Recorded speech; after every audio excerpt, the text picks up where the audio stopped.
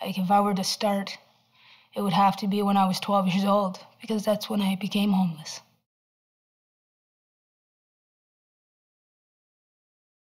I remained homeless for 25 years. Life on the streets is brutal. It's hard, you become desperate.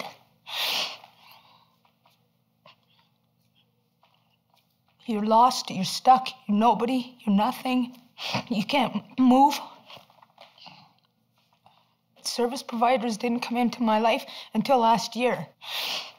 I didn't reach out until last year, but I don't know if it was because I was unreachable or if I just choose to ignore everything that ignored me.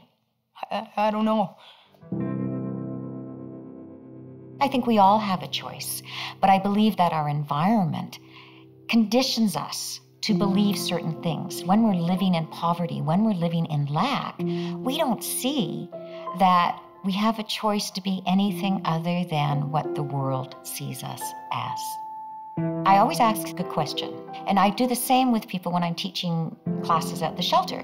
Give me a word that you would want to be known as in the community. And those words are always around loyal, passionate, funny, smart, the kinds of words that all of us would use. But then when I ask, what are the words that people use to describe someone who's homeless, who you think they're describing you in your situation, those words aren't so nice. Those are the words like bum, drug addict, drunk, garbage. Those are the words that hurt. But the reality for that individual experiencing homelessness is that when they go out into community, they step out into community through that second filter. They don't step out into community through the filter of who they see themselves as being passionate, loyal, funny, smart. They step out carrying that label and all those words that they believe people are seeing them through. So I get to the place, they call me a cab. Me being Native, Aboriginal, and the way I look, not a very good idea to try and wave down a cab. And I said, you here for Naomi? No, wrong name. And I was like, really? Yeah, wrong name. Why, where are you going? And I'm like, I need to get to this address. I need to go and do an interview for a documentary about, homelessness on the streets. And before I can even say anything else, they rolled up the window and drove away. Well, I was in the coffee shop, and a couple of our clients walked by, and they saw me and they waved. Within 2 seconds of them stepping foot in the coffee shop, the manager came out and blatantly pointed the fingers at them and said, you guys cannot be in here, this isn't a place for you, get out. And I was a little bit offended because the coffee shop was really busy, they were pointed out, and to me it doesn't matter how long you've been homeless, you still, the sense of dignity and being embarrassed in front of people, that never goes away. I try not to look at people anymore. I've totally avoided eye contact. I don't know, I just stopped. What's the point if they're gonna discriminate and if they're gonna put you down and make you feel more like than you've ever felt? Being a woman on the streets is, it's lonely, it's dangerous. I think maybe there's two women who I grew up with on the streets left. The rest are dead from overdose, from murder, from being ignored and never heard.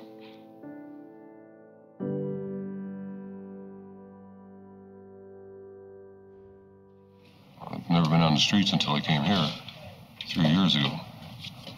And I've been living at the shelter since then. There's a lot of recyclable stuff thrown out, trust me, that would be covered in landfills if it wasn't for pickers. Is there any thanks for it? No. I'm thankful that the DI Center is there and St. Mary's Church and everything else. I'm thankful for it all, but I just want to get my own place. Get a job, contribute to society if I can,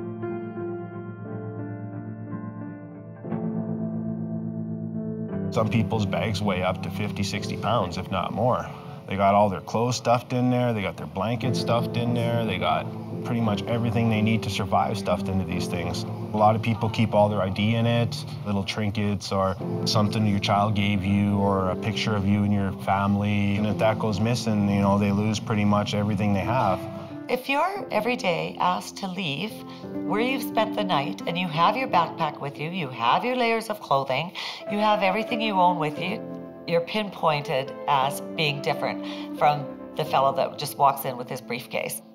You know, we talk about equal access for all, universal healthcare systems, everybody's treated the same way, but that doesn't always happen that way. We found an individual who was lying on the ground, and he had a huge laceration on his face. It's probably about 6 inches big. He definitely needed stitches.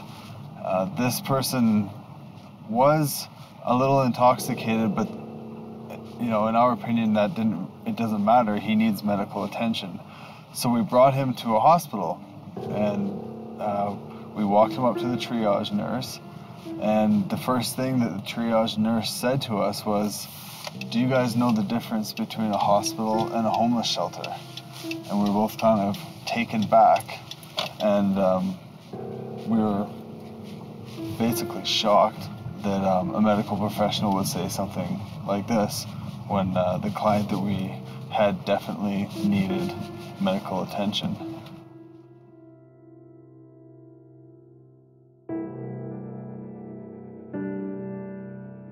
I see all these people come from different places to Alberta because it's the boom, hoping to make a go, you know, and all these job opportunities, and they can't find housing.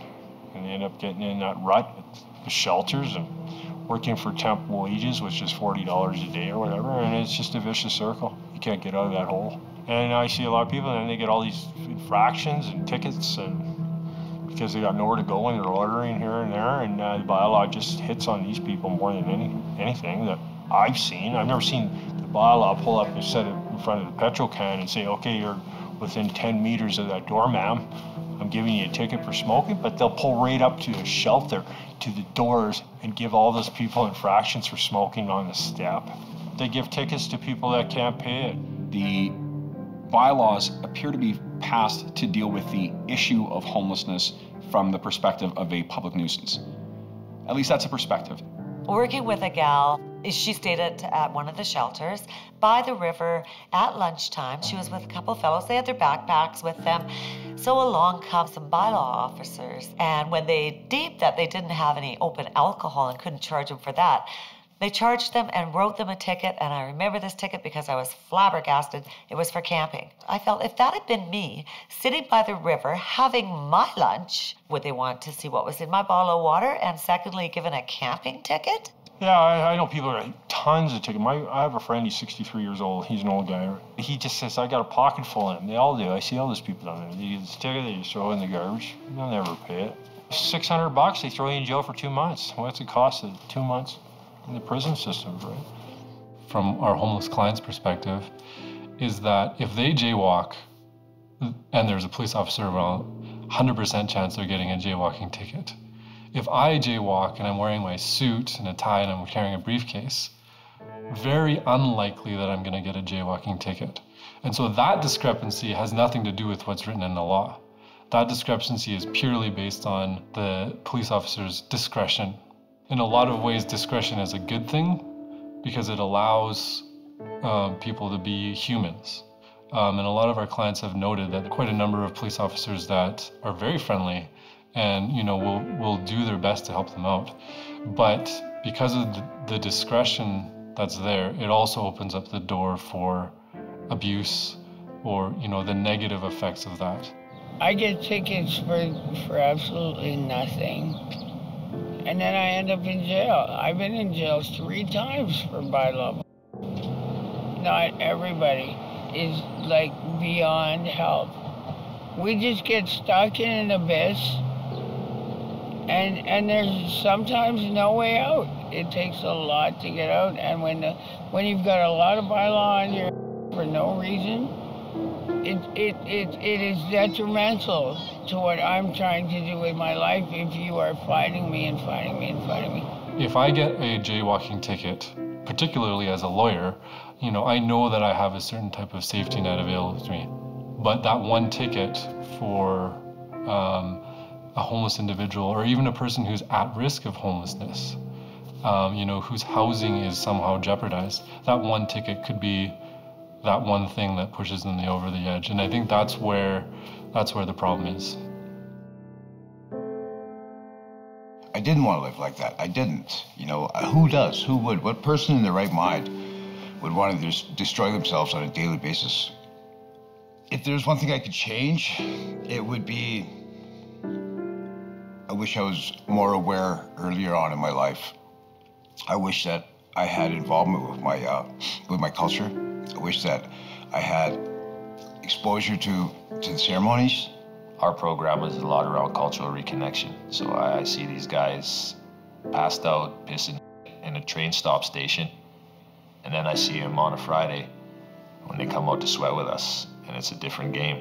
They come in the lodge and you can hear them sing a song and hear a prayer that they have for themselves and their family. There's another fella exactly like that, and he was at our drum group the other week, bone sober, and come and drum, bro. Come and sit down. No, I can't do that. And he's sitting there, looked defeated, deflated, head down. Now is the best time for you to come and do that. It'll help you, puff you up, and you'll see that you don't need that drink to feel that pride. Once I connected with my culture, I could then realize there was a major difference in what I had to live for, because I did have a lot to live for. The next generation is fantastic. Nobody goes to jail in my family. Nobody has addictions. Increasing education is one of the solutions to dealing with the problem of the justice system and homelessness. I don't think it's the only solution, but I think it's the one that's going to have the largest long-term impact. But is it the only solution? I don't think so. I think as long as there are bylaws like anti-panhandling bylaws, a lot of work has to be done sort of on a policy level, on a legal level, right? In terms of challenging these laws to make sure that, the right people are captured by the offenses we want them to be captured by, so that murderers are captured by, laws against murdering people, versus, capturing a whole group of people that are in circumstances that are beyond their control often, and criminalizing them based on a situation like not being housed. It's not just a group of people, but it's the person themselves. That person needs to be helped. There's a lot of ways this can happen. But somebody has to get down and say, hey, look, why are you living like this? Because there's a lot of people in homelessness that are there by choice. And really, they need other choices. They need to know that there's other choices. Well, there's this lady who worked at the drop-in center. She kept on me. She kept reinforcing what I was doing. It shouldn't be. She believed in me. She loved me. And she wanted to help me. And she did. Eventually I got into an apartment. I took care of warrants that I had. She just never, ever gave up on me. Since then, I've gotten my diploma, maintained a scholarship, and many talks through different agencies and universities. I work full-time. I just haven't gone back. I haven't gone backwards yet. I pounded 60 places before someone would accept me as a tenant. Homelessness, if I went back to homelessness again, I don't know, I'd probably die, I think. I'm not suicidal, but I can feel my spirit just dying. I look back now and I ask myself, why did I have to live that life? I don't have those answers. But what I do know is, I'm never gonna live like that again. And so this friend had written for a play that he was in a statement which I think truly, truly sums up everything about the condition of homelessness versus the human condition. And what he wrote was, I am a son, a brother, a father, an uncle, a friend. I am a carpenter, an artist, a musician, a writer. I laugh, I cry, I bleed, I feel. Which of these are diminished because I am homeless?